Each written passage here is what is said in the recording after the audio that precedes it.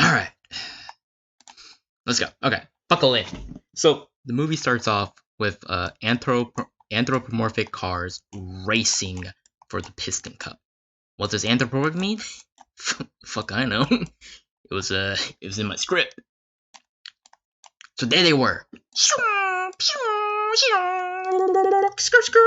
Pod racing. Like 200 something laps later. All the time, Lightning McQueen, the main superstar of our movie, he was like, every time I went to pit stop, he was like, no new tires. Keep the old tire. I just refuel me. Right? Boom. Obviously, that's a very bad idea because tires get worn down after so many hundreds of laps later. To the very end of the race, very last lap, Jesus took his wheel because the tires pop like a balloon. Jesus took the wheel, gave him a three-way tie, only because he stuck his tongue out to the finish line. As the other two cars, the King, right, champion of all the races, King, give him a little crown, and Chick Hinks, this asshole green car. I don't have room, but here he is. Right, stuck his tongue out, end up three-way tie. End of the race later, he found out his old pit crew, right? I think it was a fork. I don't know what pit crew. I just imagine there's a forklift dude in there somewhere. His old pit crew was like, "All right, you are an asshole, McQueen, because of his selfish personality, where he thinks he can race all by himself and not need other people help." He was like, "Me quit now." After the end of the race, his entire pit crew was like, "We went out, you know." Like, throw some more boxes in here. They went out.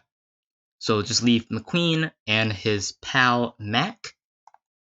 Mac is basically this big ass truck thing.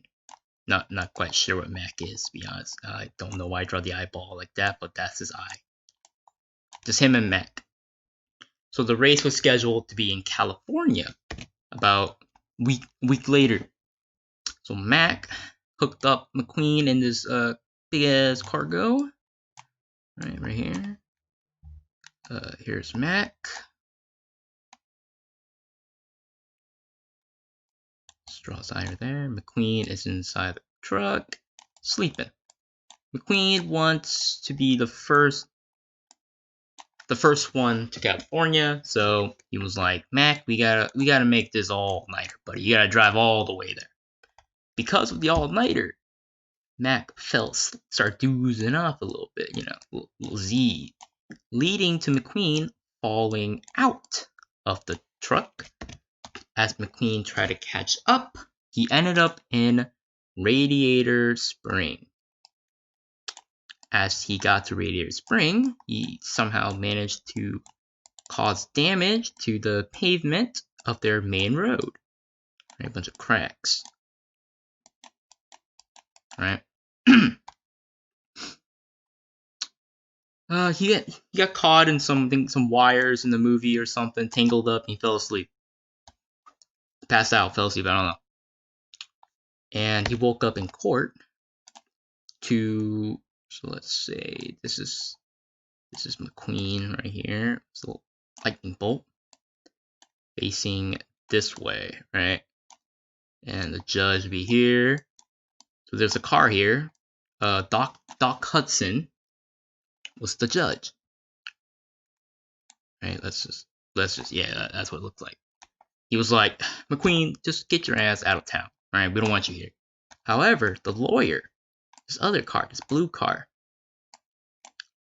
this lady was like, "Hudson, no. He needs to pay for his crime.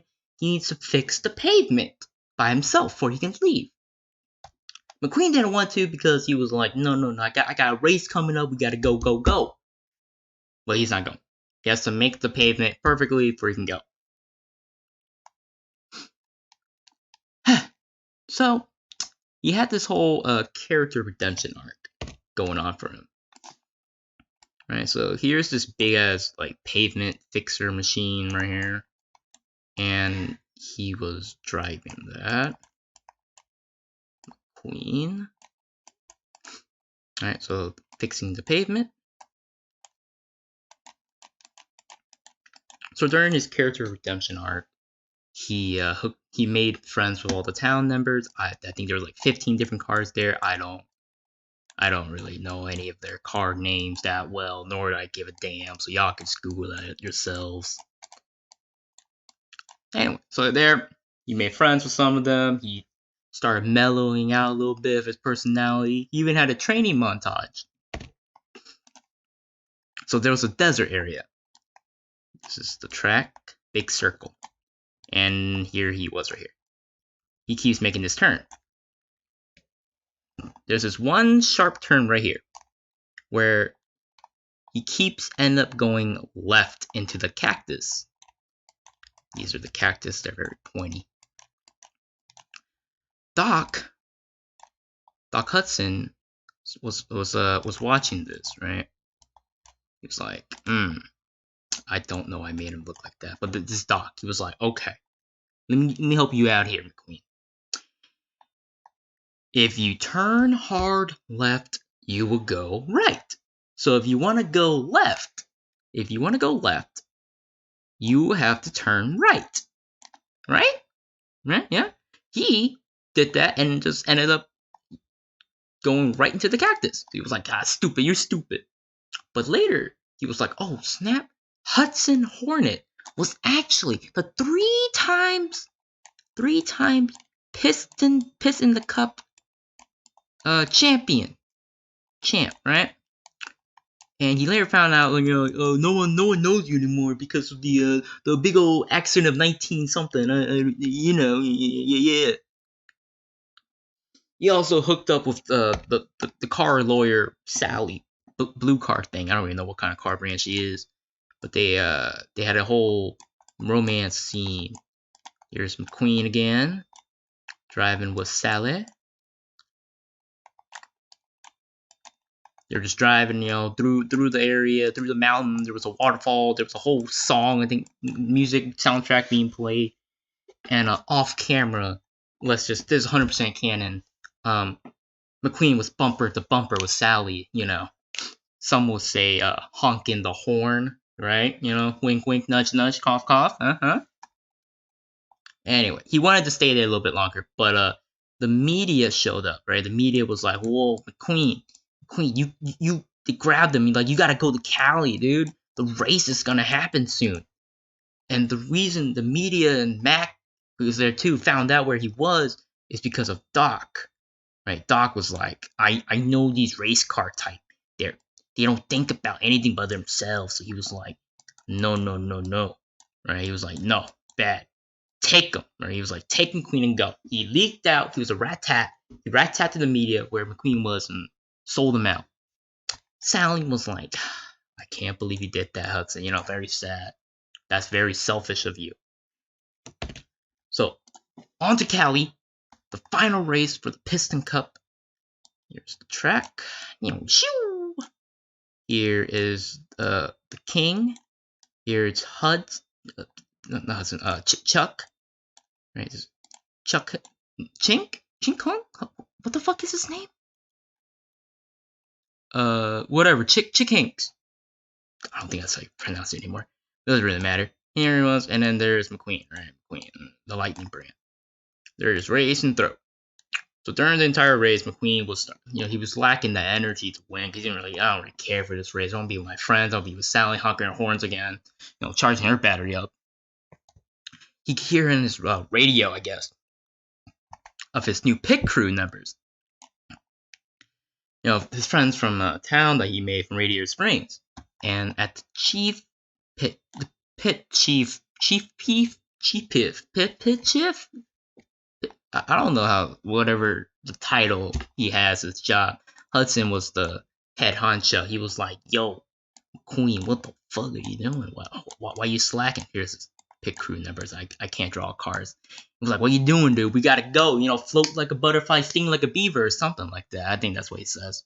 McQueen, with the power of friendship, was like, "I got this. With you on my side, I do it." So he overtook the entire two other people. It was like first place for most of the race. And at the final lap, you know, the last lap, lap 200, 300 something, I don't really know.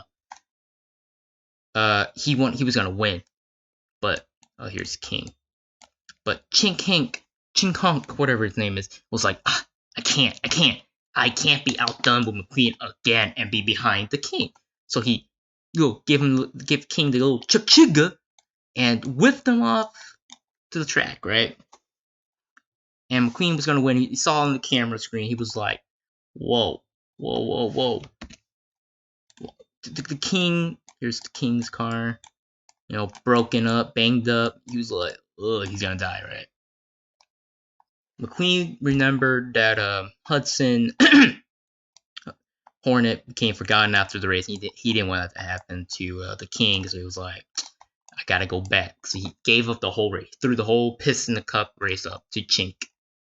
And he came around behind, started pushing him to the finish line, right? Here's the finish line. He was like, yeah, man, you know, the race doesn't matter, dude. The piss in the cup is just a cup. So he pushed them to the finish line, and everyone was happy. Like, oh, dude, sportsmanship, that's what's up. The whole crowd condemned it, Chink, his victory, because like, hey, you're an asshole. You did that on purpose to lose. So at the end of the race, everyone was congratulating McQueen on the day. Hey, dude, nice sportsmanship. You did the right thing. Tex, I think the CEO of Dynaco, that's what King is being sponsored by, the big name brand, was like, McQueen, you can have Dynaco. You didn't win the race, but you can have it if you want.